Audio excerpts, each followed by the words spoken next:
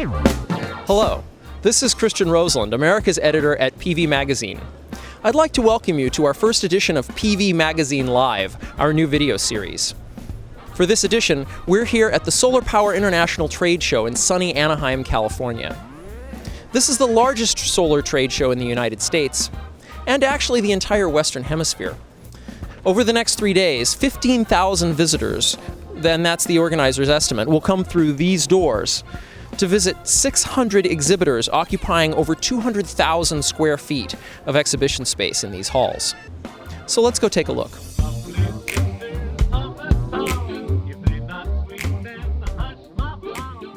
A highlight of the 2015 Solar Power International Trade Show was a special appearance by U.S. Vice President Joe Biden. Biden is the most high-level government official to attend a solar trade show to date, and gave a rousing speech on the role of solar in combating climate change, as well as the importance of our industry as a source of good-paying jobs.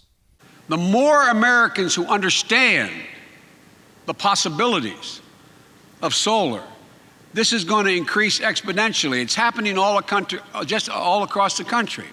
Just imagine how much more we can do. How many jobs? Imagine how many fewer cases of premature death, heart attack, childhood asthma. Imagine the net savings to consumers and taxpayers. Folks, because of you, we're on the cusp of something huge here. During the speech, Biden announced over $100 million in new funding to support solar R&D through the U.S. Department of Energy's Sunshot Initiative. We spoke with Dr. Lydia Sakarik, Deputy Director of Solar Programs at DOE, about what this funding will do.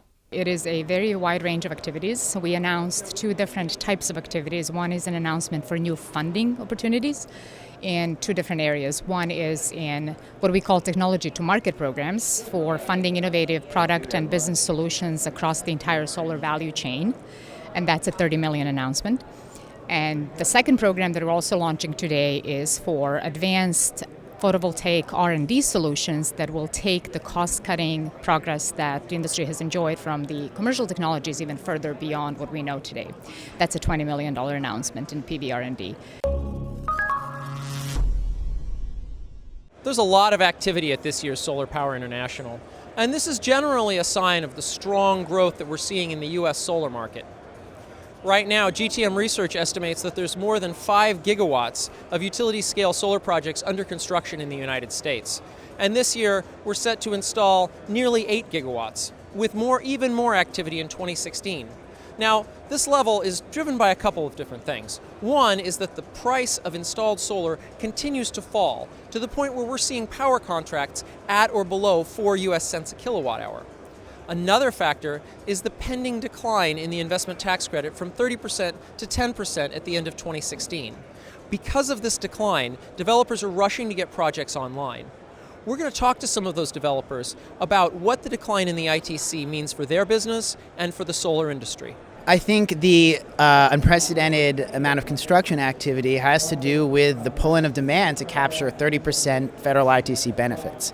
So there's 5 gigawatts under construction, but there's also another 10 to 11 gigawatts that still hasn't started construction but has a PPA in place.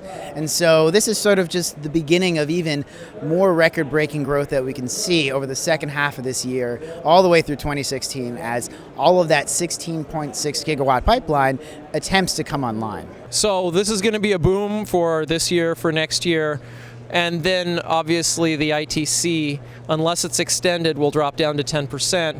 Supposed to be a big fall in the U.S. utility scale market. What then? Well, for us, we've been through this a lot with the wind side. The production tax credits come and go all the time, so we're pretty used to the rat race and the cliff year to get everything built, and we feel like we're well positioned to get our projects completed on time.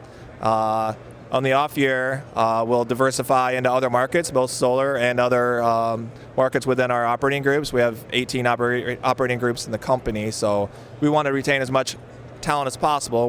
We're secure in our belief that the industry is going to continue to grow. However, we just need to retain as much talent in that off year. We see the loss of the ITC as actually a move back to the professional development of projects where you have to be covered in the full value chain to really get to the installed cost that you need to be competitive in the market going forward. One of the most interesting things about working in the solar industry is seeing the new technologies that are continually being unveiled.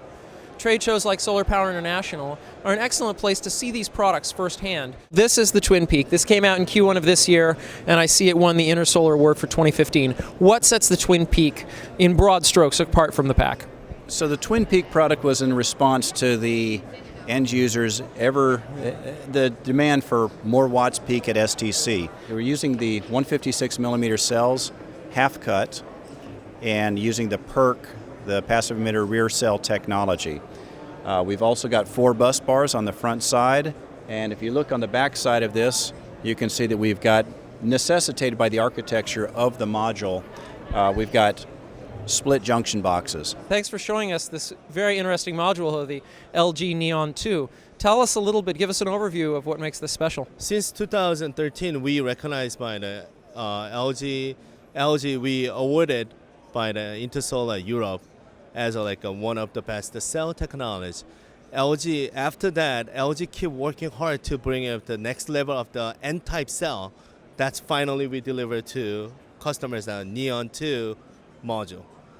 This module has a specifically, the cell has a different form compared with the conventional. Conventional has typically 3 bus bar.